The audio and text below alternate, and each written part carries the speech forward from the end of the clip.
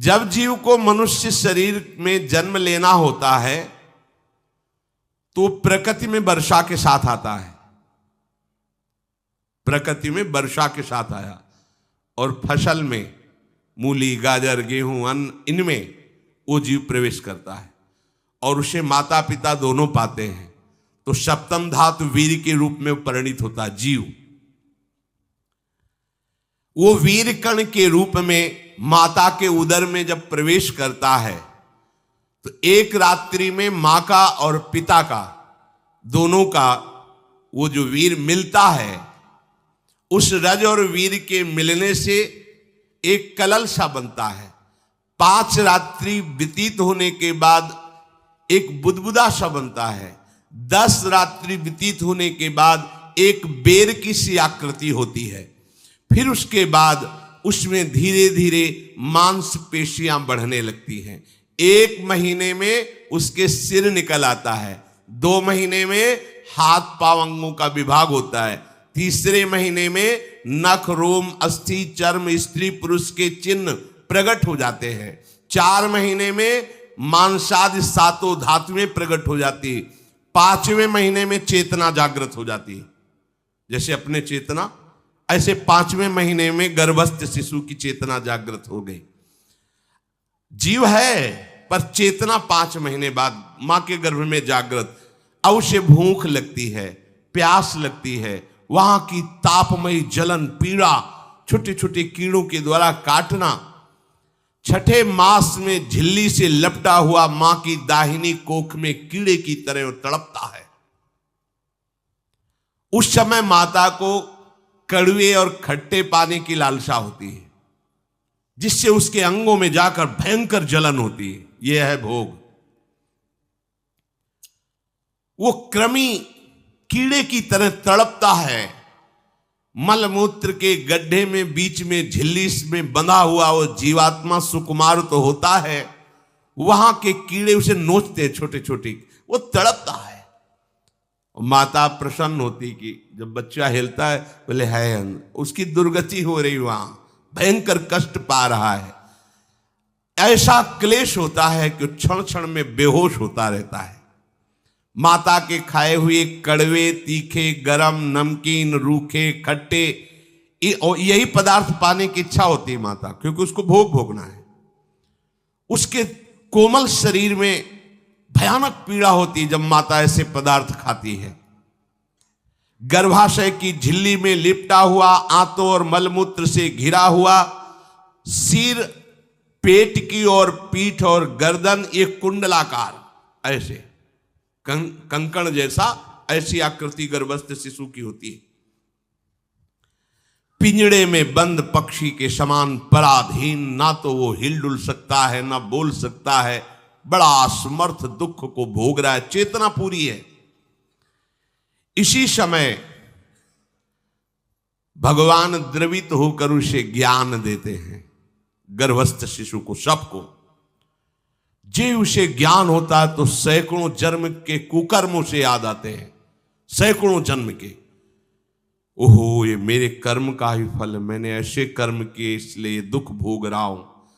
बेचैन हो जाता है, कैसे निपट पाऊंगा, सैकड़ों जन्म के कर्म जमा है। अब महान अशांति उसके हृदय में, उस शरीर में भयंकर पीड़ा। कुंडलाकार शरीर है, हिल भी नहीं सकता है, बस कीड़े काटते, बड़ी तड़पन, बड़ी जलन, भूख प्यास की जलन। अब एक और भयानक जलन हुई, उसे स्मरण हो जाता है कई जन्मों के, सैकड़ों जन्मों के पाप कर्मों का। 7वां महीना आरंभ हुआ कि ज्ञान का उन्मेष हो गया। अब प्रसूति वायु उसे चला रही है, तड़पता है वो। सप्त धातु में स्थूल शरीर से बंधा हुआ वो जीव भयभीत होकर के पुकारता है, अगर कोई भगवान है तो एक बार मुझे यहां से निकाल दे। वो विनय करता है भगवान से, कोई अगर भगवान है जिसने मुझे इस बंधन में डाला है, एक बार निकाल दे, यहां से जाके केवल भजन करूंगा। जीव कहता जंतुरुवाच तस्योपसन्नमवितुम जगदिच्छयात् नाना तनोर्भुवि चलच्चरणारविंदम सोहम ब्रजामि शरणम रकुतो भयम में येने दृशी गतिरदर्श सतोनुरूपा।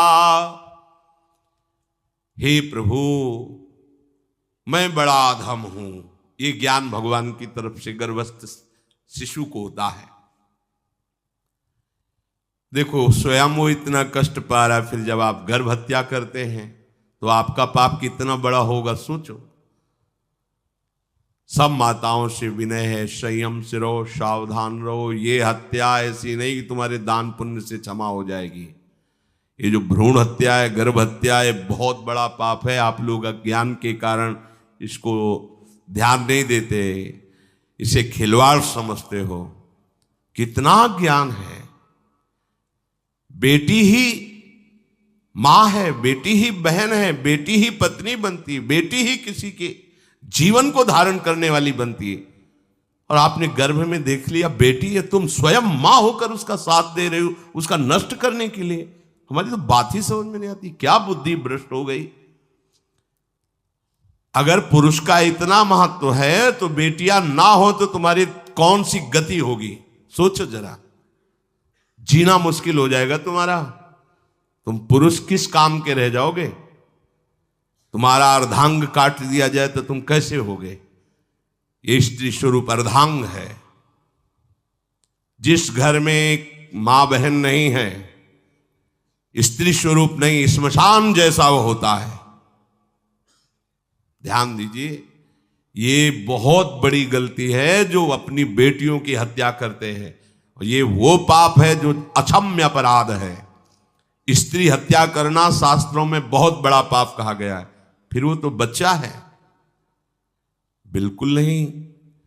जिनसे हो गया है, श्रीमद् भागवत का सप्ताह मूल संस्कृत से सुनो और भगवान से प्रायश्चित प्रार्थना करो कि हे नाथ, भूल से गलती हो गई, दूसरा कोई उपाय नहीं। ध्यान से समझ लीजिए, तुम्हारे भ्रूण हत्या गर्भ हत्या के पाप को नष्ट करने में एकमात्र श्रीमद् भागवत समर्थ है, दूसरा कोई नहीं। कोई दान पुण्य तीर्थ स्नान तुम्हें क्षमा नहीं कर पाएगा। यह ऐसा महापाप है। अगर हृदय में जलन करके और मूल संस्कृत के द्वारा पूरी 7 दिन में भागवत श्रवण की जाए नियम से, तो भागवत समर्थ है, इस हत्या के पाप से भी आपको मुक्त कर देगी। जिनके ऐसे हत्या हो गई हो करवा लो, नहीं तो बुद्धि आगे भ्रष्ट करके तुम्हें हरि गुरु से विमुख कर देगा। ये पाप ऐसा नहीं कि तुम्हें 2-4 माला घुमाने से क्षमा हो जाएगा। ये महत अपराध है। सबकी समझ में नहीं आता, समझ जाओ, नहीं तो आप जहां भी हो वहीं से भ्रष्ट कर देगा। ये अपराध नष्ट नहीं होगा, श्रीमद् भागवत की कृपा से नष्ट हो जाएगा। यह हमें बहुत विश्वास है। श्रीमद् भागवत सप्ताह की यह है ही महामहिम। प्रेत योनि को प्राप्त धुंधकारी को सीधे भगवत पार्षद स्वरूप देकर परम पद में आरूढ़ कर दिया। केवल 7 दिन की मूल संस्कृत एक भी श्लोक नहीं छूटना चाहिए। अगर सप्ताहिकी का पारायण हो तो इस भ्रूण हत्या गर्भ हत्या से भी निवृत्ति मिल जाए। अब वो जीव भगवान को पुकारता है, मैं बड़ा नीच अधम हूं। आहा, भगवान आपने जो मुझे गति दिखाई है तो मेरे कर्म के अनुसार ही है, आपका इसमें कोई दोष नहीं। हम लोग जब कष्ट भोगते तो भगवान से कहते हैं हमने तुम्हारा क्या बिगाड़ा। भगवान ने नहीं बिगाड़ा, तू खुद देख क्या बिगाड़ लिया अपना। करो पाप आचरण। अब देखो, हमने तो जीवन में कोई पाप नहीं किया और कितने गर्भ हत्या की है, कितनी खिलवाड़ समझे हो। ये बिल्कुल भयावह चीज है। आप लोगों को नहीं, हम बार बार इसीलिए कह रहे कि भयावह वस्तु है, तुम्हें बहुत ऊंचाई से घसीट के भ्रष्ट कर देगी।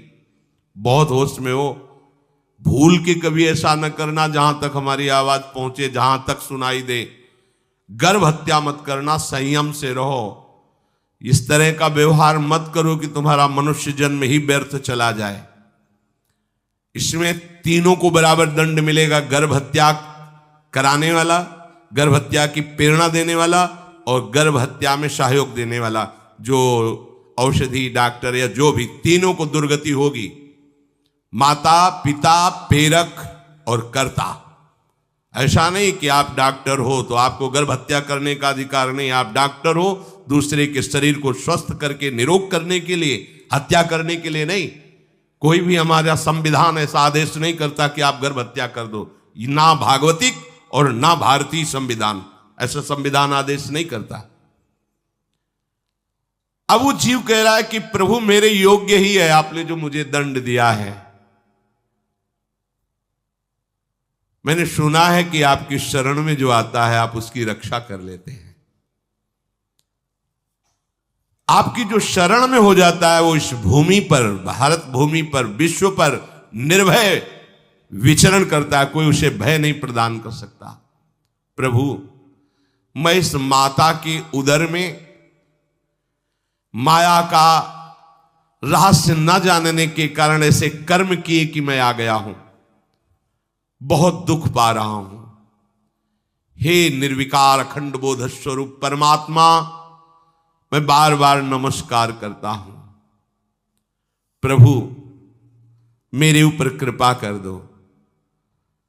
एक बार इस गर्भ से निकाल दो। मैं यहां से बाहर जाकर आपका निरंतर भजन करूंगा। ये वादा करके आए हम प्रभु से सब। प्रभु ने करुणा करके हमें चांस दिया है मनुष्य शरीर।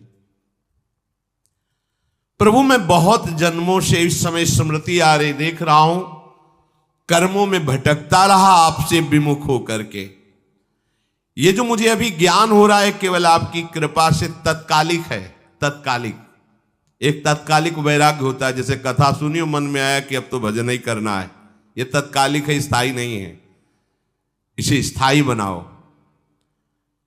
प्रभु, आप अंतर्यामी हो, आप सब कुछ जान रहे हो। तीनों तापों की शांति के लिए भक्तजन आपका भजन करते हैं।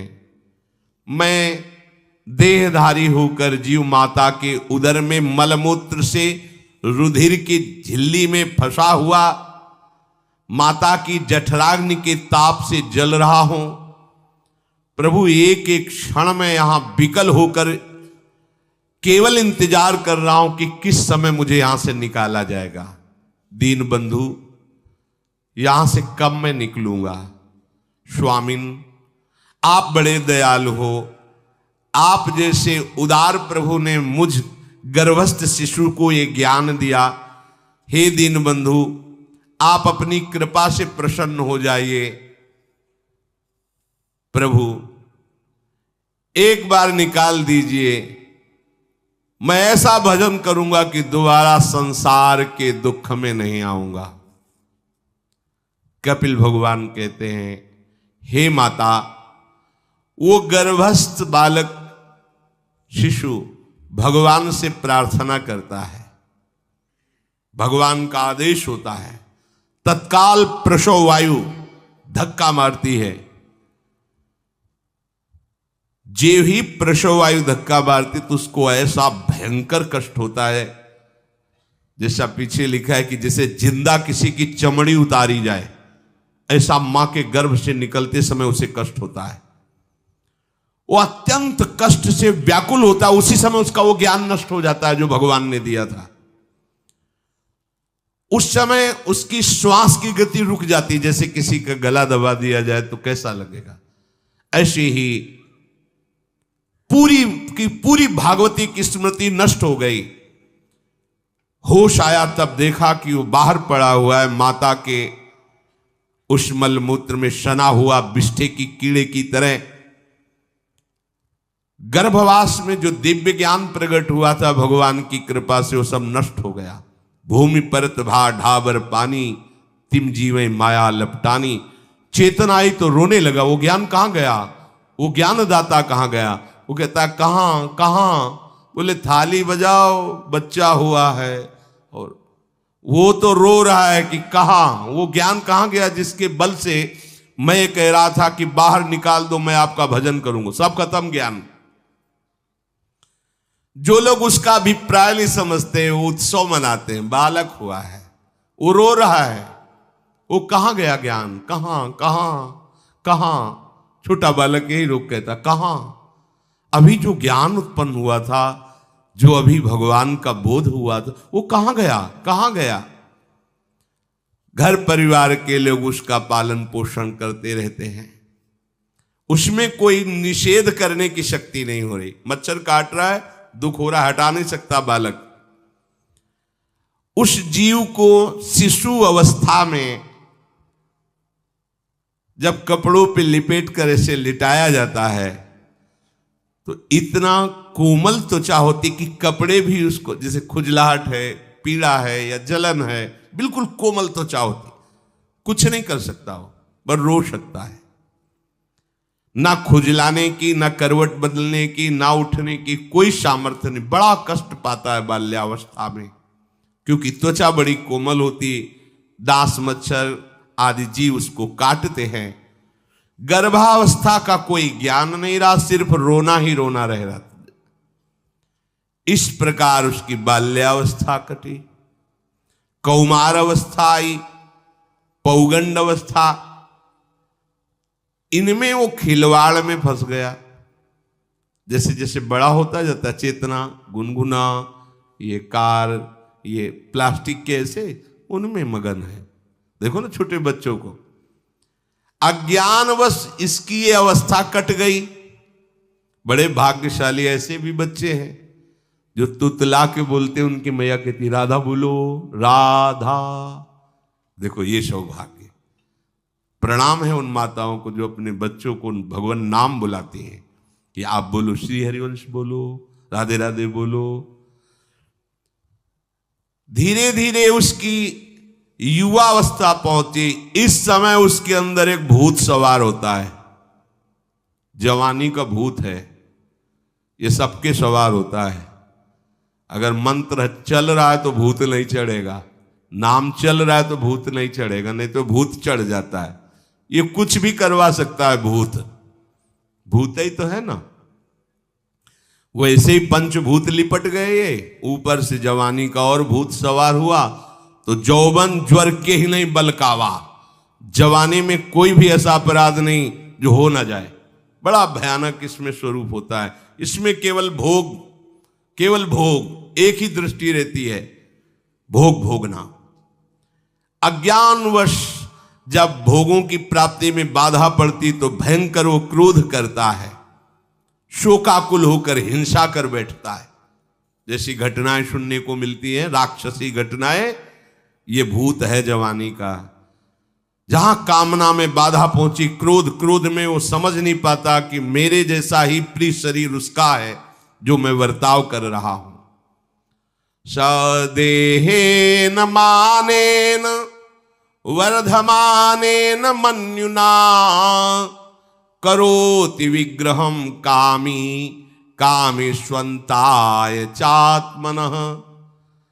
जैसे जैसे देह बढ़ता जाता है, पुष्ट होता जाता है, वैसे वैसे भोग वासना और अभिमान बढ़ता जाता है। वो काम परवश होकर अपना नाश करना शुरू कर देता है। यौवन, वो फिर खोटी बुद्धि वाला वैसे ही पाप करने लगता है जिन पापों के कारण उसकी दुर्गति हुई थी नरक आदि की, और मां के गर्भ में आया था। देहाभिमान वश निरंतर मैं करूंगा, मैंने भोगा, मैं वो भोगूंगा। उसे ये ज्ञान नहीं रहता कि मैं वादा करके आया हूं कि भजन करूंगा और इस संसार से मुक्त हो जाऊंगा, भूल गया। इसी शरीर से उसको फिर भयंकर कष्ट भोगने पड़ेंगे। इसी का नाम संसार चक्र है। अगर कहीं उसे सत्संग मिल जाए, सन्मार्ग में चल दे, तो माया भेजती है दो प्रकार के लोग उनको भ्रष्ट करने के लिए। एक जिह्वा रसेंद्री को और एक उपस्थेंद्री जनेंद्री के भोगों का समागम भेजती है। फिरी भोगो, ध्यान रखना, शास्त्र है, सत्य एक एक अक्षर है। जब किसी को सत्संग मिल जाता है तो सत्संग का प्रभाव होता है भगवत मार्ग में रुचि पैदा करना, प्रभु अच्छे लगना, प्रभु का नाम जप करना, सत्य मार्ग में चलना। जब तुम सतमार्ग में चलोगे तो दो प्रकार के लोग भेजे जाएंगे, बढ़िया हलवा, बढ़िया खीर, रबड़ी, लो प्रभु पाओ आरोगो, रसेंद्री और फिर जनेंद्री, फ्री, कोई परेशानी नहीं, भोगिए आप। फिर वो ऐसे विषयी पुरुषों का संग करके वैसे ही पहले की तरह फिर पाप करने लगता है। बहुत होश में, बहुत होश में।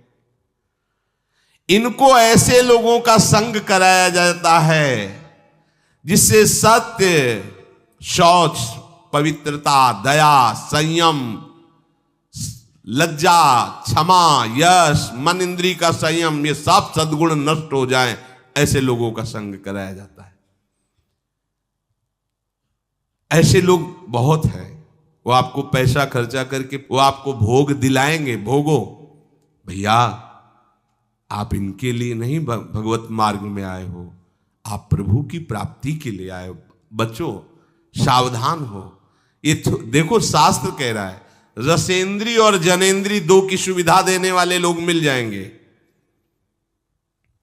अत्यंत शोचनीय, मूढ़, देहात्मदर्शी ऐसे असत पुरुषों का संग करके भ्रष्ट हो जाता है। अच्छा वो आग लगा दिए, वो चल दिए, फिर नहीं देंगे।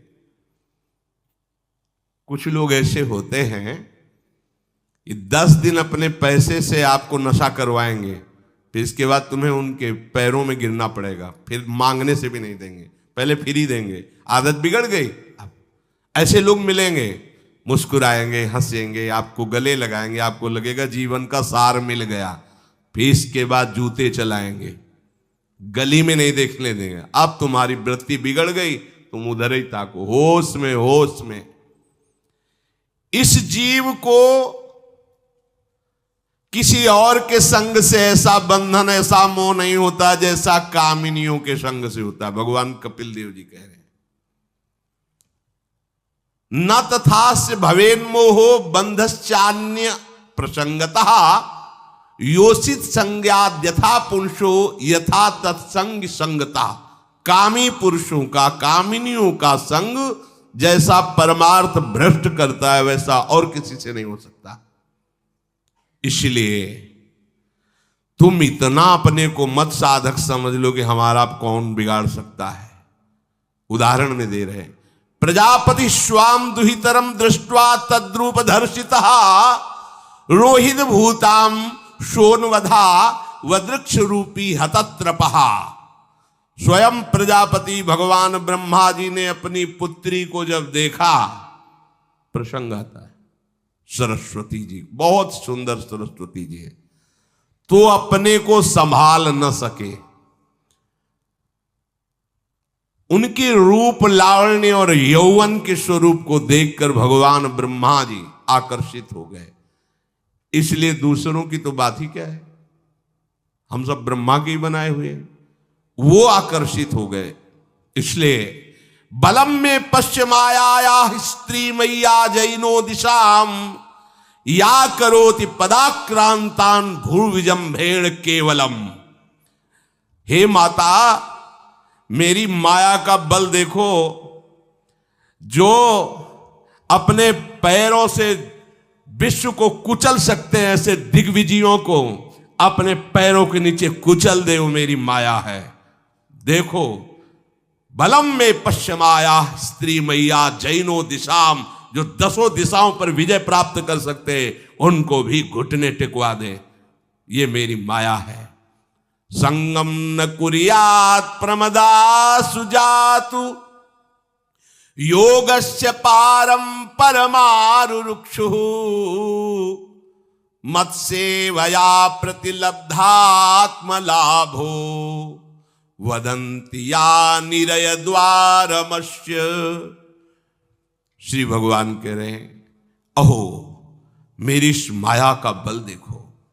इसलिए जो मेरे को प्राप्त करना चाहता है, योगारूढ़ होना चाहता है, भजन में आगे उन्नति चाहता है, उसे चाहिए जो तुम्हें भ्रष्ट करने के लिए इशारे करे, चाहे स्त्री हो चाहे पुरुष, तजिए ताहि कोटि बैरिशम, यद्यप परम सने, वो मित्र नहीं, वो माया के द्वारा भेजा हुआ दूत है।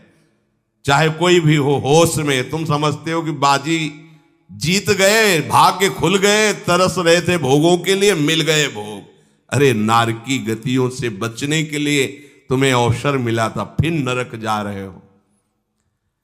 तुम समझते हो कि इसको भोग ले तो सुखी हो जाए, उसको जो भोग रहा है वो समझता है उसको भोग ले तो सुखी हो, उसको वो पूरी सृष्टि इसी भ्रम में फंसी हुई है। होश में हो जाओ। जो परम पद चाहता है, भजन करना चाहता है, ठीक से मार्ग में चलना चाहता है, उसे शब्द भगवान के याद कर लेने चाहिए। चाहे वो स्त्री हो चाहे पुरुष, जो तुम्हें गंदी बातें सिखाए, गंदी बातें दिखाए, गंदी बातें करने के लिए प्रोत्साहन दे, जाके संग कुमति मति उपजय, करत भजन में भंग तजोरे मन हरि विमुखन को संग। गृहस्थ हो तो धर्म के अनुसार अपनी पत्नी मात्र में सीमित रहो। ये उद्दंडता तुम्हारा नाश कर देगी। ये जो आज नई रीतियां चल रही हैं, ये भगवान ब्रह्मा जी ने अपने पुत्रों को बुलाया। चारों युग ये पुत्र हैं भगवान ब्रह्मा के, सतयुग, त्रेता, द्वापर, कलयुग। सतयुग से कहा भाई हमने रचा है नरक, तुम्हारा स्वभाव सत्य में स्थित होना है, इसलिए हमारी आज्ञा का पालन करो कि नरक खाली भी नहीं रहना चाहिए। तो उनका पिताश्री, जब हमारा स्वभाव आपने ही रचा है तो मेरे राज्य में कोई नरक जाए, भूल चूक से किसी को नरक नहीं जाने देंगे। त्रेता से कहा तो उन्होंने कहा कोशिश करेंगे अपने बड़े भाई का अनुगमन करने की। द्वापर से कहा तो उन्होंने कहा कोशिश करेंगी आपकी आज्ञा का पालन करने की। समझना। लेकिन जब कलयुग आया तो मुस्कुरा के बोला, पिताश्री जैसे बड़े भैया ने कहा मेरे राज्य में कोई नरक मेरी जानकारी में नहीं जा पाएगा, ऐसे ही मेरे राज्य में कोई स्वर्ग या परम पद मेरी जानकारी में नहीं जा पाएगा। मैं सीधे हाउसफुल करूंगा नरक। देख लो ना, शराब पीना, व्यभिचार करना, जुआ खेलना, चोरी करना, हिंसा करना, ये इसके प्रधान स्थान है। ब्रह्मा जी से कहा आप चिंता मत करो, जैसे बड़े भैया कहते हैं कि हमारे राज्य में कोई नरक नहीं जाएगा, ऐसे हम आपको वचन देते हैं। अगर हमारी दृष्टि पड़ी तो न स्वर्ग जाने देंगे न परम पद में जाने देंगे। तभी महाप्रभु कहते पाए जान जगत में सब जन कपटी कुटिल कलयुगी टंचू। कलयुग ने सबको देख रखा है, सबको अधीन कर रखा है। अगर बच सकते हो तो एक हरिनाम है, राधा नाम है, जो कलयुग का प्रभाव नहीं पड़ने देगा। इसलिए होश में, चाहे वो पुरुष हो या स्त्री हो, रिश्तेदार हो, नातेदार हो, कोई हो, जिसके संग से भोग वासना बढ़े, भगवत विमुक्ता हो, दूरी बना लो, तत्काल दूरी बना लो। वो मित्र नहीं, वो भारी दुश्मन है, जो तुम्हें फिर वही दुर्गति में ले जाएगा जो गर्भ में वादा किया वो नहीं कर पाओगे। भगवान कह रहे मैं इसलिए मना कर रहा हूं कि ये खुला हुआ नरक का द्वार है। वदंती या निरय द्वारमस्य, निरय माने नरक का द्वार, अस्य माने ये भोग विलासिता खुला हुआ नरक का द्वार है। इसका भाव ये है कि इसमें सुख तो है नहीं, सुख भासता है। भासना और है में अंतर है। जैसे रेत में हम देखते हैं सूर्य की किरणें पड़ने पर निर्मल जल भासता है, और प्यास के कारण हम दौड़े तो वहां बालू ही मिलेगी, फिर आगे भासता है, फिर भागे तो फिर भागने से प्यास बढ़ती जाती है, पानी मिलता नहीं।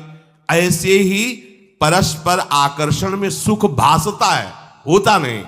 जब हम उसको स्वीकार कर लेते हैं तो एक मन में उदासी आती कि यहां वो तो मिला नहीं जो चाह रहे थे, तो वो दूसरा दिखाता है, वो आगे, वो उधर गया तो फिर वो पूरा जीवन नष्ट हो जाता है।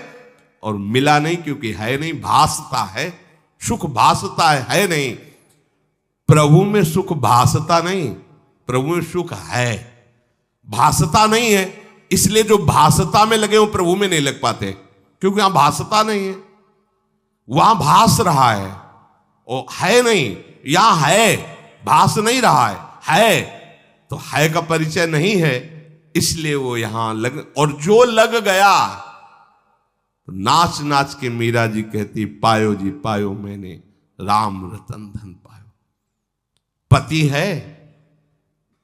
प्रथम रात्रि में मीरा जी ने राणा साहब से कहा कि आप हमारी बात शायद समझ सकते हो, आप हमें स्पर्श मत करना, मैंने सुहाग गिरधर के नाम का भरा है, मैं तुम्हारी पत्नी नहीं हूं, लोक व्यवहार के कारण तुम पति रूप में आए हो, तो मैं चाहती हूं कि तुम मेरा सहयोग करो, मैं एक पतिव्रता हूं गिरधर की, मेरे तो गिरधर गोपाल बैठे थे एक ही सैया में, उतर के चरणों में बैठ गए।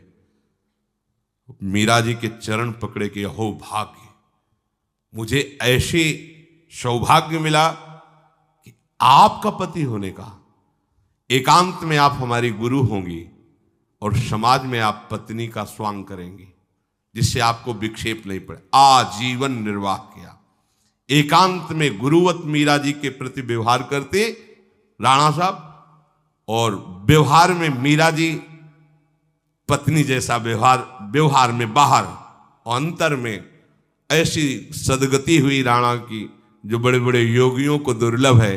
वो मीरा जी जीवन में कभी भी किसी भोग को स्वीकार नहीं किया।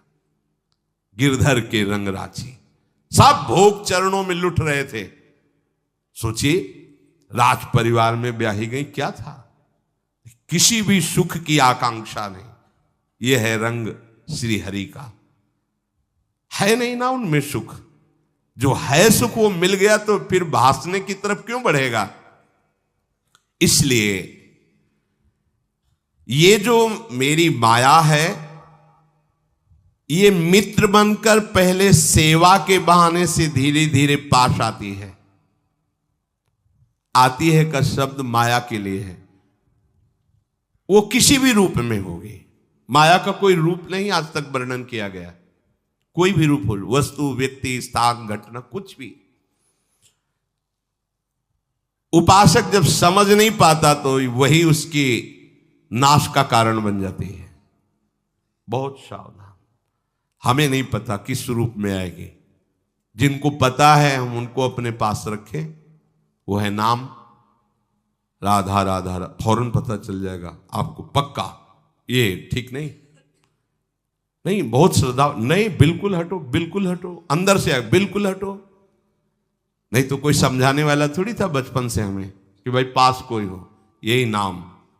जहां कहीं कोई प्रियता, कहीं आश्रमों में कहीं कुछ समझ, हटो हटो हटो, ये नाम हटाते हटाते हटाते जहां लगाना चाहिए वहां लगा दिया।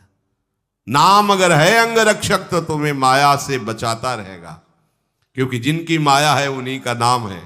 वो खूब अच्छे से जानता है, माया को पहचानता है। नाम आप नहीं पहचानोगे पक्का, क्योंकि वो बाहर से ही नहीं आती, वो अंदर से भी आती है। ये सब माया के ही पार्षद है, मन बुद्धि चित्त अहंकार सब माया में है। नाम चलेगा तो अंदर और बाहर दोनों जगह सुरक्षित रखेगा, पकड़ लीजिए। वो तिनके में ढके हुए कुएं के समान होती है, पता नहीं चलता कि कितना गहरा कुआं है। ऊपर से तिनके से ऐसा लगता भूमि, जे भी पैर रखा गिर गए कूप में, अब निकल नहीं सकते।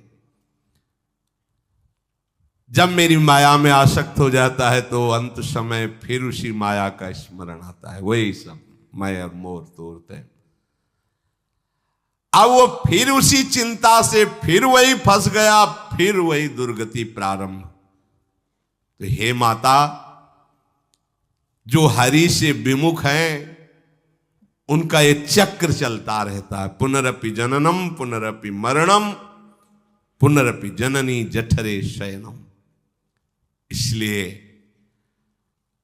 मुमुक्षु उपासक को चाहिए कि ना कोई भय स्वीकार करो, डरो मत माया से। देखो भगवान के वचन, ना किसी के सामने दीन हो। भक्ति की दैन्यता अलग है, विषयों की दीनता नहीं। ये साधु में कभी नहीं हमने देखा, किसी भी साधु में ये नहीं। साधु है ये नहीं होगा जब मर जाए पक्का, और साधुता नहीं है तो फिर इतना ही है, फिर और रह ही क्या गया है। फिर साधुता में ये तो नहीं होता। पक्का हम कहते हैं बहुत हजारों संतों से मिले, ये नहीं होता। अरे रिद्धियां सिद्धियां मारी घूमती पीछे, वो हाथ फैलाएंगे। हाँ, आचार्य आदेश के कारण रोटी मांगते हुए बड़े बड़े सिद्धों को देखा गया है, टुकड़े रोटी के मांगने। आचार्यों का आदेश है, भिक्षा औषधम अन्नम, भिक्षा रूपी अन्न रूपी औषधि से उदर पोषण करे। ऐसा आचार्य, चाहे वो भगवान शंकराचार्य हो, चाहे आप प्रेम के उपासक हो। भूख लगेगो मांग खाऊंगो, गिनो न सांझ सवेरो, ब्रजवासिन के जूठ टूक और घर घर छाछ महेरो, ऐसो कब करी हो। बस साधु 30 मिनट के लिए केवल भिक्षुक बनता है और 23.5 घंटा के लिए बादशाह रहता है। मिले तो ना मिले तो बस भिक्षा, बादशाह जाय न चाहे कबो कछ तुम सन सहज सने, बसो निरंतर तासुर सुराउर निजगे। साक्षात भगवान हृदय में खेलते रहते हैं। दीनता नहीं होनी चाहिए। ये भागवतिक दैन्यता अलग है, ये दलिद्रता रूपी दीनता नहीं होनी चाहिए कि ठंडी लग रही कपड़ा दे दो, देखो हमें तीर्थ यात्रा करनी पैसा दे दो, हमें यज्ञ कर। कौन सी यज्ञ करनी तुम्हें, कौन सी यज्ञ? श्वासों को बोलो राधा राधा राधा, एक एक श्वास की आहुति, इससे बड़ी कोई यज्ञ होगी? पूरा जीवन समर्पित, इससे बड़ा कोई तीर्थ होगा? अरे जहां चरण रख दे वहां तीर्थ प्रकट हो जाए, ऐसी भक्ति की महिमा होती। तीर्थ ही कुर्वन्ति तीर्थानि। ये दीनता नहीं होती साधुओं में, पाखंड में होती। दीनता साधुता में नहीं होती। इस विषय की ये दे दो बाबूजी, धिक्कार है, धिक्कार है। कहा वह मोर दासा करे तुच्छ नरन के आशा, तो कहो कहां रहा विश्वासा। जिसने बिना किसी सहयोग के 1 सेकंड में अनंत ब्रह्मांडों को रच दिया, वो हमारे स्वामी है। इसके बाद तुम ऐसे मांगते घूमो, कहां दासता रही? भय, जिसके भय से मृत्यु भी भयभीत होकर काम कर रही, जिसके भय से सूर्य चंद्र प्रकाशित हो रहे, जिसके भय से पृथ्वी जल में नहीं डूब रही, वो हमारा स्वामी है। फिर हमें भय किससे? मोह, चराचर जगत मेरे प्रभु का अंश, बस इस बात से प्रीति है। कोई शारीरिक संबंध से नहीं, माता पिता भाई बंधु नहीं, हमारा संबंध नाते नेह राम के मनियत सुरत सुदेव। जहां लो जितने भी संबंध है केवल आराध्य देव के संबंध से। बस निसंग भाव से वो फिर भगवत प्राप्त हो जाता है। ये सावधानी रखनी। निसंग भाव, कोई मित्र नहीं, कोई शत्रु नहीं। इस माया में संसार से मुक्त होने का यही उपाय है। भय नहीं, दीनता नहीं, मोह नहीं, किसी का संग नहीं, अपने श्यामा श्याम श्यामा श्याम श्यामा श्याम, उनके नाम के, उनके आश्रित। वो आगे से आगे ऐसा दुलार करते हैं, आपको सोचना ही नहीं पड़ेगा। जैसे माँ को पता है बाल भोग कब कराना है बच्चे को, कौन सी पोशाक धारण करानी है, कहाँ उसको खेलने ले जाना है, ऐसे ही हमारे प्रियालाल को पता है। ये दास है, इसको कब क्या, सच्ची मानिए आगे से आगे व्यवस्था उनकी। आश्चर्य में हो जाओगे आप जब अपना अहंकार उनको समर्पित कर दोगे। हम अहंकारी जीव अपने अहंकार के कारण धक्का खाते घूम रहे। नहीं, अखिल कोटि ब्रह्मांडों का सृजन करने वाला प्रभु है। 4 लाख योजन का एक पहाड़ केवल है, सोने का, सोने का, प्योर सोने का, मिलावट नहीं। 4 लाख योजन, 1 योजन 4 कोस, 1 कोस 3 किलोमीटर। कितना एक से एक रत्न इस पृथ्वी में है। ऐसे मालिक के गुलाम हो, ऐसे हाथ फैलाते घूमो। राधा राधा। इस शरीर को बहुत ध्यान से सुन लो।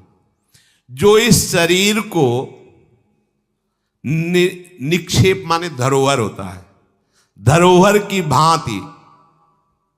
जैसे हम तुम्हें दे दें कि 500 रुपये रख लो, हमें जब काम लगेगा ले लेंगे। तो 500 रुपये रखे आपकी जेब में, लेकिन आप कभी उसे अपना नहीं मानेंगे। अगर कभी आवश्यकता पड़ी, किसी ने बताया भी कि 500 रुपये आपकी जेब में, नहीं नहीं नहीं, वो तो धरोहर है। जब वो मांग लेंगे तो उनको हम खर्चा, धरोहर का खर्चा स्वयं में नहीं किया जाता। ईमानदार आदमी धरोहर को जैसे रखा वही, ये नहीं कि हम 500 खर्चा कर लेते हैं फिर कमा के 500 दे देंगे, नहीं, वही सेम टू सेम वैसे ही वापस होगा। तो ये शरीर प्रभु की धरोहर है। सुधा निधि में भी एक श्लोक में आया है, ये प्रियाजू की धरोहर है। कबीरदास जी ने कहा है, चदरिया जैसी की तैसी धरि दीनी। जैसी दी थी प्रभु, हमने मलिन नहीं की, वैसे की वैसे वापस कर दी। तो क्या होगा उसका परिणाम? मोक्ष, भगवत प्राप्ति। इसे मलिन करने का अधिकार तुम्हें नहीं। ये चदरिया जो मिली है मनुष्य शरीर, ये भगवत प्राप्ति, इसे गंदा मत करो। शरीर को धरोहर की भांति रखकर, ये गुरु की संपत्ति है, ये इष्ट देव की संपत्ति। तन वांग मनोभिरमलई सुहम तविवासिता। ये शरीर, ये मन, ये वाणी हमारे गुरुदेव को समर्पित, उनकी आज्ञा के अनुसार चलना है। तो क्या होगा? अनासक्ति बढ़ेगी, किसी से कोई राग नहीं, अनासक्त होकर वो भगवत प्राप्त हो जाएगा। एक ही उपाय समस्त दुखों से बचने का, माम उपेत्य। जो मेरे आश्रित हो गया, मेरा भजन करता है, पुनर्जन्म नहीं होता उसका। क्योंकि दुखालयम शाश्वतम, संसार में वही जवानी, वही बुढ़ापा, वही रोग, वही योनियों में भटकना। थोड़ा तो थक जाओ। तुम्हें नहीं चाहिए दिव्यता तो कम से कम इतना समझ लो। फिर वही प्रारंभ वाली बात कहते हैं कि देश विदेश सुख के लिए भटकते हो, तो हम भी तो ऐसे देश की बात कर रहे हैं जहां सुख ही सुख है, जहां काल की भी चाल नहीं है। वो है निकुंज देश। निकुंज देश के राजा हैं श्यामा श्याम। चलो ना वहां, राधा राधा रूपी धन कमाओ। यहां किसी से व्यवहार न करो, प्रेम का व्यवहार भगवत समर्पित करो, राग द्वेष का व्यवहार मत करो। तो इसी जन्म में ये कर्म परंपरा खत्म हो जाएगी। पता नहीं कौन कौन सी योनियों में हमें जाना पड़े मां के गर्भ में। इसलिए भाई, ये आखिरी जन्म होना चाहिए, ऐसा कर लो। ऐसा धन कमा लो जो तुम्हारे साथ चले, वो है राधा नाम। अब जीवन में धोखा ना होने पावे। सबसे प्रार्थना है, बच जाओ। आगे और कलयुग भयानक रूप लेके आएगा, आपसे भजन नहीं होगा। अभी देख लो, न खान पान पवित्र है, न संग पवित्र है, न दृश्य पवित्र है। आगे तो और भी ये ऐसा समय पैदा करेगा कलयुग कि कोई राम कृष्ण हरि नाम सुनाई नहीं देगा।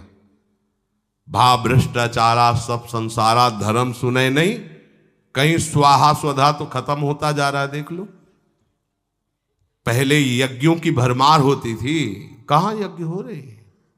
ऐसे ही अभी सत्संग सुनने को मिल रहा है। कितने जगह सत्संग होता है भगवत प्राप्ति का, कितनी जगह सत्संग होता है, खोज लो आप पूरे भारत में। कितनी जगह शुद्ध शास्त्र सम्मत भगवत मार्ग की बात मिलेगी। कितने नाम जापक रह गए हैं वास्तविक। आगे चल करके आपको सपोर्ट ही नहीं मिलेगा भक्ति का। जैसे अभी डरने लगे कि अगर तिलक लगा के जाएंगे तो ऑफिस वाले क्या कहेंगे। स्कूल में तो कंठी और तिलक ही नहीं धारण करने दिया जाता। बच्चे कहते हैं, घर में कहते तुम सुहागवती हो, कंठी तो विधवा धारण करती हैं। कैसा दुर्बुद्धि घर वाले। और ठाकुर सेवा, ये तो विधवाओं का काम हुआ। सच्ची सौभाग्यवती वही है जिसने ठाकुर सेवा स्वीकार कर ली। सच्चा मंगल सूत्र कंठी ही है जिसने हरि का पहन लिया। कैसी मंद बुद्धि है लोगों की। ऐसी सी मतलब सौभाग्यवती भी कंठी पहन सकती हैं। तो हमें लगता है इससे बड़ा दुर्भाग्य क्या होगा, हम इसे सौभाग्य मानेंगे। राम हरि कृष्ण बोल न पावे, कंठी न धारण करे, रज न धारण करे और उसे सौभाग्यवती। तो कौन सा सौभाग्य, मरण धर्मापति। कुछ दिन में फिर मरेगा, फिर बनना क्या बनना। न भजन लायक रह जाओगे, न संसार लायक रह जाओगे। प्रार्थना मान लो, थोड़ा कड़ुआ लगेगा लेकिन बहुत मीठा है परिणाम इसका। यत् अग्रे विस्मयो परिणामे अमृतोपमम। जिसमें शुरुआत विष जैसी लगे उसका परिणाम अमृत में होता है। खूब भजन करो और इसी जन्म में श्री जी को प्राप्त करो। श्री राधा वल्लभ लाल।